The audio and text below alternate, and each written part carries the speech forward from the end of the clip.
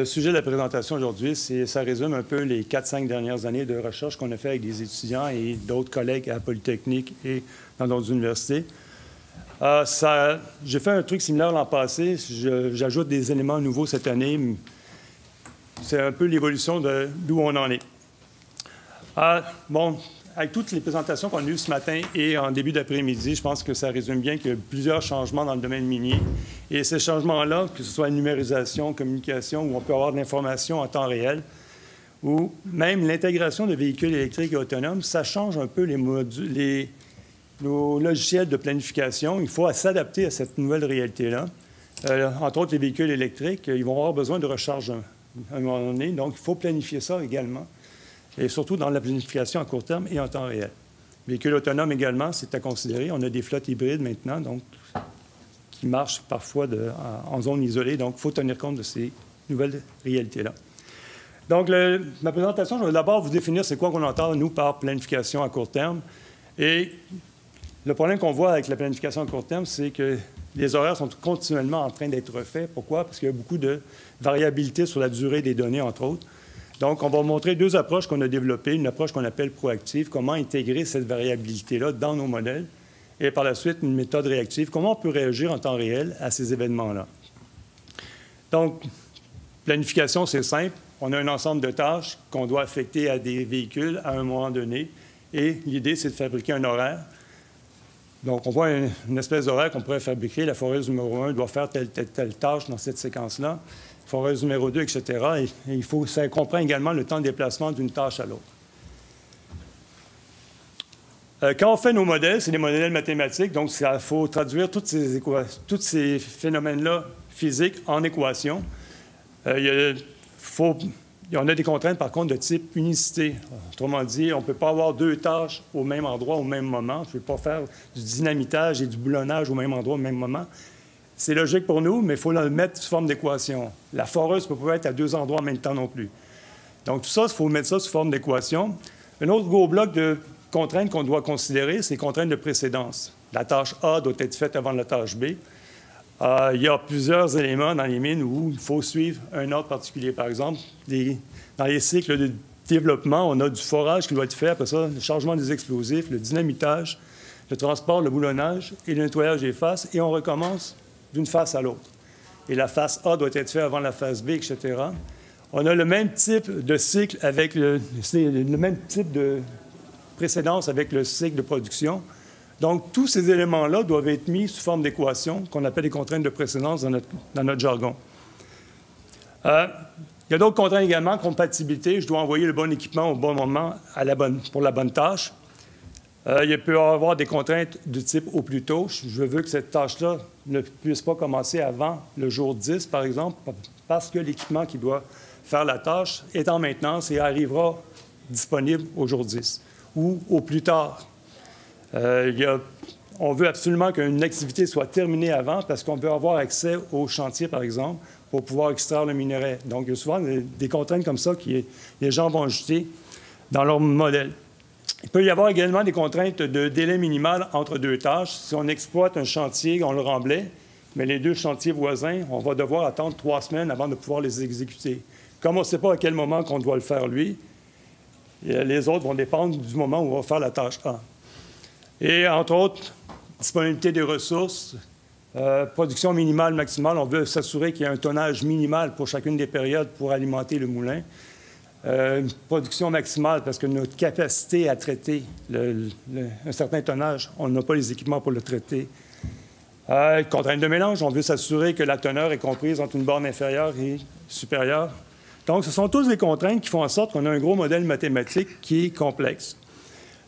Il peut y avoir plusieurs objectifs. Certains vont vouloir maximiser la production et les revenus. Sur des modèles à court terme, ce n'est pas le genre d'optimisation que j'aime. Pourquoi? Parce que ça a des effets secondaires habituellement si on ne met pas des pare-feux. Si on veut maximiser la production, ce que l'optimiseur va faire, lui, il ne voit que des tâches de production qui rapportent de l'argent. Il va ignorer les tâches de développement. Donc, on va se ramasser à la prochaine période avec des tâches de développement à faire et peu de tâches de production. Donc, si on fait ça, il faut s'assurer que, d'un côté, on met un certain niveau de tâches de développement qui soit fait en parallèle pour s'assurer qu'on ne se peinture pas dans le coin. Autre objectif qu'on pourrait essayer de viser, c'est on a fait une planification à moyen terme, on a des cibles à atteindre. Comment on s'écarte de ces cibles-là? Est-ce qu'on est à temps ou pas? Quel est l'écart? Donc, on pourrait vouloir minimiser l'écart qu'on a entre ces tâches-là. Autrement dit, le moment de fin qu'on prévoit et le moment de fin qu'on avait prévu dans le planning à moyen terme. Ce que j'aime bien, moi, c'est minimiser le make span. Ça vient d'un domaine industriel. On a un ensemble de tâches à réaliser pour une période donnée. En combien de temps on pourrait le réaliser au minimum? Donc, comment on peut réorganiser nos tâches de façon à ce que ça nous prenne le moins de temps possible? Autrement dit, la ligne rouge que vous voyez à votre droite, c'est la fin de la dernière tâche. C'est la tâche 303 affectée au camion numéro 2, par exemple. Comment l'optimiseur va faire? Bien, il va jouer avec les blocs de façon à tasser cette ligne-là un peu plus vers la gauche, de façon à compacter un peu plus l'horaire. Donc, c'est un autre objectif possible. On va poursuivre la présentation mais en utilisant cet objectif-là. Le problème qu'on a quand on fait le planning à court terme, c'est, on a parlé durant tout l'avant-midi et au début de l'après-midi, la qualité des données, c'est vraiment le nerf de la guerre. Si on a des bonnes données, on devrait avoir un bon planning également. Le problème aussi qu'on parle, c'est le problème de grande taille et le nombre de combinaisons possibles. Là, juste la présentation avant, on parlait de 10 à la 100 combinaisons possibles, mais on est pris avec des trucs à peu près similaires. Donc, le nombre de combinaisons, comment on peut jouer avec les blocs dans un horaire, il y en a plusieurs combinaisons possibles. Donc, l'idée, c'est de trouver une bonne solution dans un temps raisonnable parce qu'on ne veut pas attendre 10 ans avant d'avoir la réponse. Et le plus gros problème qu'on a, c'est l'incertitude sur la durée des données. Ce n'est pas normal qu'on ait toujours à refaire les horaires dans le domaine minier. Pourquoi? Parce qu'il y a beaucoup d'incertitudes. L'incertitude géologique, naturellement, quand on fait du planning à long terme surtout.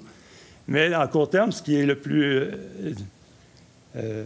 pas dommageable, mais ce qui nous cause le plus de problèmes, c'est l'incertitude sur la durée des données.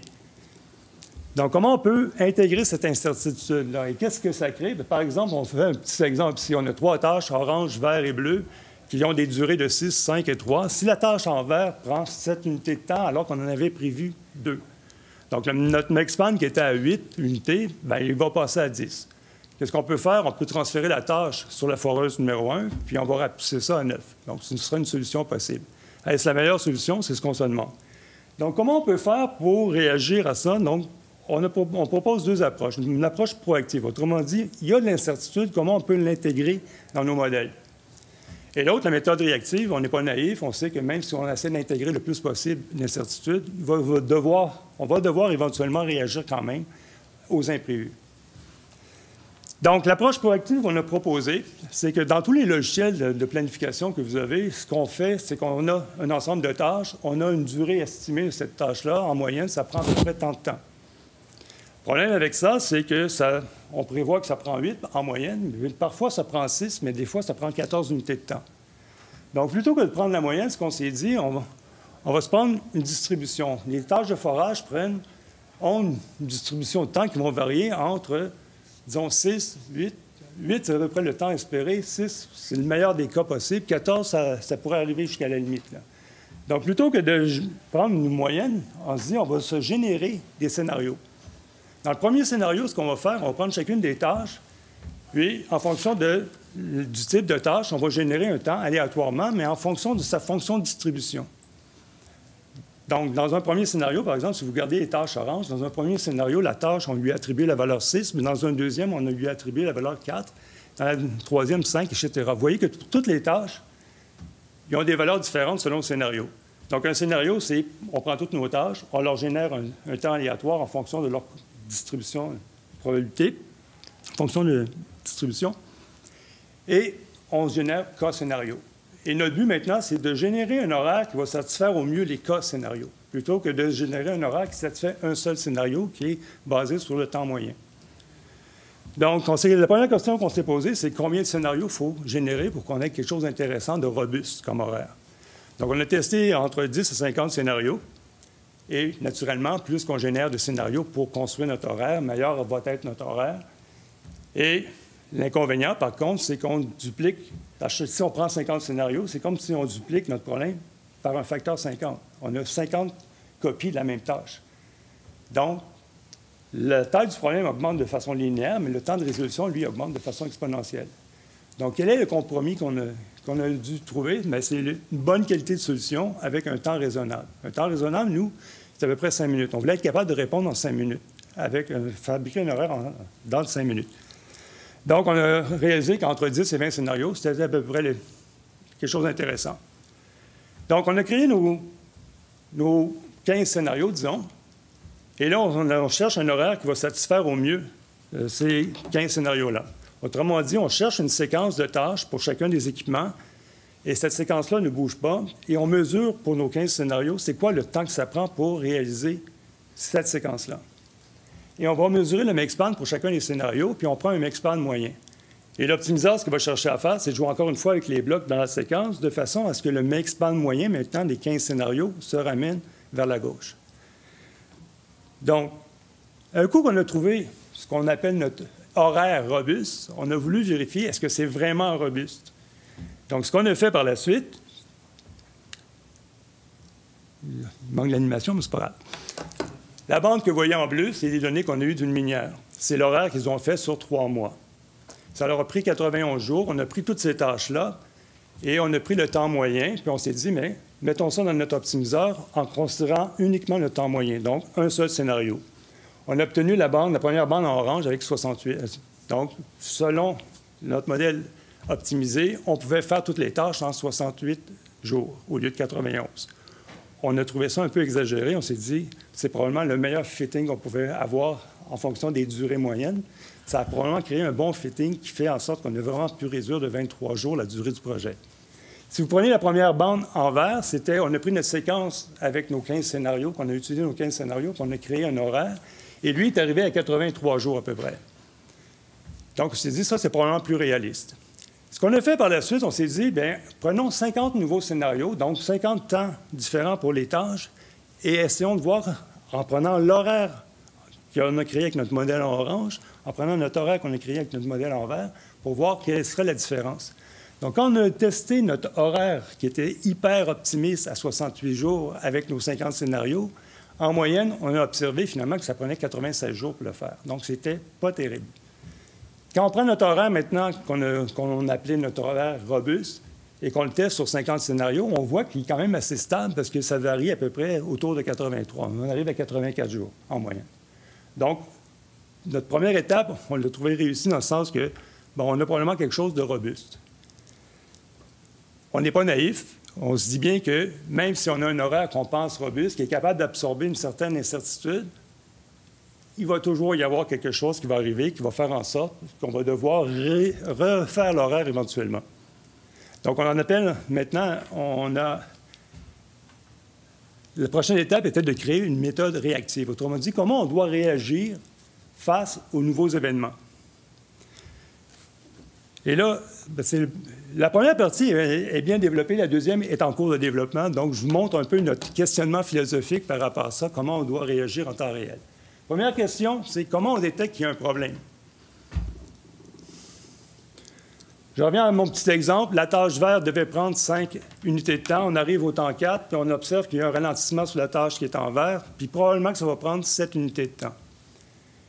Est-ce que ce délai-là est raisonnable? Est-ce que c'est à l'intérieur de notre fameuse fourchette là, de durée aléatoire qu'on aurait? Ça arrive parfois que ça pourrait prendre 7, ça arrive parfois que ça aurait pu prendre 4. Est-ce qu'on est dans une marge intéressante ou pas? Où on est à l'extérieur et il faut réagir. Première question, est-ce que la tâche qui est actuellement en délai, est-ce que c'est une tâche critique? Comment je peux savoir que c'est une tâche critique? Quand on fait de la gestion de projet, on a des durées, on sait c'est quoi notre chemin critique, mais ici, quand on a des données aléatoires dans une certaine distribution, notre tâche est parfois critique, des fois elle ne l'est pas. Ça dépend des scénarios. Donc, comment on peut aller chercher cette notion-là de tâche critique? Parce que si une tâche est critique, bien, ça serait le cas de la tâche verte, il va falloir peut-être réagir et déplacer certaines tâches. Mais si c'est la tâche en orange sur laquelle il y a un délai, bien, on a une marge. Là. Si on regarde le schéma de gauche, si ça augmente de 2 unités de temps, bien, il faut quand même attendre que la tâche bleue se termine de toute façon. C'est qu'on ne perd rien. Donc, il y a cette notion-là qu'on veut essayer d'aller chercher. Comment on peut identifier certaines tâches qui sont critiques? C'est quoi l'élément déclencheur? Est-ce que c'est un délai? Est-ce que le délai est déraisonnable? Ou est-ce un bris mécanique? Si c'est un bris mécanique, c'est un équipement auquel on a déjà affecté des tâches. Il va falloir réagir parce que ces tâches-là vont devoir être réaffectées à d'autres équipements. Et finalement, comment on peut mesurer qu'il y a un délai et comment mesurer l'impact que ça peut avoir sur notre solution éventuellement? Deuxième bloc de questions qu'on s'est posé, c'est quand est-ce qu'on doit réagir? Est-ce qu'il faut réagir à chaque fois? Si on réagit au temps t, c'est quoi la conséquence? Si je réagis au temps t plus 1, ça va être quoi la conséquence? Ça va être quoi notre mesure qui va nous permettre de dire à quel moment on doit réagir? Si on change fréquemment l'horaire, c'est probablement pas une bonne idée. Donc, est-ce qu'on observe une tendance? Par exemple, on a un délai qui a été observé, puis là, oups, on commence à voir que ce délai-là se stagne, finalement. Donc, c'était probablement un délai normal. Est-ce que le délai continue d'augmenter? Bien là, il faut peut-être réagir. Est-ce que c'est sporadique? Est-ce qu'on a observé que cette tâche-là, par exemple, on parlait d'analyse de données tout à l'heure, une tâche de forage, on observe que dans cette zone-là, ça fait 3 fois qu'on a du forage, ça fait 3 fois qu'on dépasse les mesures qu'on avait estimées. Bien, peut-être qu'il faut réajuster notre courbe de distribution et en faire une particulière pour cette zone-là. Donc, adapter nos données, plutôt que d'avoir une courbe de distribution qui est commune à toutes les tâches de forage, il faut peut-être commencer à les dessiner pour chacune des zones dans la mine. Il y a des zones qui sont plus dures, il y a des zones qui sont plus fracturées. Ça va faire une variation sur le temps. Donc, on pourrait avoir des estimés un peu plus précis à ce moment-là sur nos durées. Et encore une fois, comment on peut estimer que ce délai-là va causer un impact sur notre objectif global, nos KPI. Troisième question. Comment doit-on réparer l'horaire? On parlait tout à l'heure avec d'autres. Il y a plusieurs façons de réparer un horaire. On peut reprendre notre méthode proactive. La raison pour laquelle on voulait que ça prenne 5 minutes, c'est justement on voulait l'utiliser en mode réactif. Autrement dit, il faut changer l'horaire à partir du temps T. Comment on la répare? Mais on prend notre modèle proactif qui va considérer un peu une certitude. Il va nous reconstruire un horaire. On peut prendre des simulations. On peut prendre l'apprentissage machine. On est en train d'explorer à peu près toutes ces avenues-là pour réparer l'horaire. Et est-ce qu'on répare localement ou globalement? Dans le domaine aérien, où il y a beaucoup de variations aussi, ce qu'ils font, c'est eux, ils ne veulent pas trop toucher à leur horaire. Donc, il y a la partie qui a été faite, ça, c'est sûr qu'on la laisse fixe. Ils veulent garder un peu ce qui est dans le futur fixe. Ils veulent juste réparer localement. Je pense que dans notre cas, à nous, il faut réparer tout le reste. On n'a pas d'impact à garder un truc fixe, là, comme dans le domaine aérien. Donc, comment réagir, c'est ça. Est-ce qu'on déplace la tâche à un autre? Donc, l'idée la plus commune, c'est, bon, on a un temps T. Tout ce qui était fait avant, on le fixe. Ce qui est en cours, on le fixe. Qu'est-ce qu'on fait avec le reste? Donc, ça, on pourrait prendre une des 3 méthodes que j'ai énumérées. Donc, celle qu'on privilégie actuellement, c'est de réutiliser notre modèle proactif, là.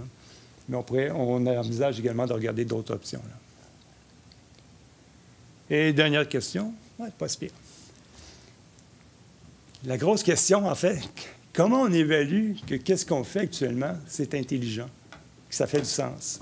Autrement dit, je suis au temps T, je peux réagir. Donc, je m'en vais dans cette direction-là, je ne réagis pas, je continue. Oups, au temps T plus 1, je réagis. Il y a une autre branche. Là, il y a un paquet de branches là, qui peuvent se dessiner. Laquelle des branches est la meilleure? Donc, ce qu'on va prioriser probablement, c'est notre méthode qu'on appelle la méthode Jojo-Savard, là, pour ceux qui sont plus âgés. Là. Méthode astrologue dit, on va se créer un scénario dans lequel il va y avoir des événements. Et ça va être notre scénario où on sait tout d'avance ce qui va arriver. Donc, on va donner ça à notre optimiseur qui va nous préparer un horaire en fonction de lui, il sait tout ce qui va arriver. Donc, on va avoir un seuil, qui est notre seuil idéal, finalement. Et ce qu'on va faire par la suite, c'est qu'on va donner le même scénario à nos modèles qu'on va avoir développés, mais ne sachant pas ce qui va arriver à l'avance. Donc, ils vont devoir réagir à ces événements-là au fur et à mesure. Et l'idée qu'on a, c'est de comment on va pouvoir mesurer l'écart qu'on a par rapport à cette solution-là qui est idéale. Donc, tout ça est en cours de construction.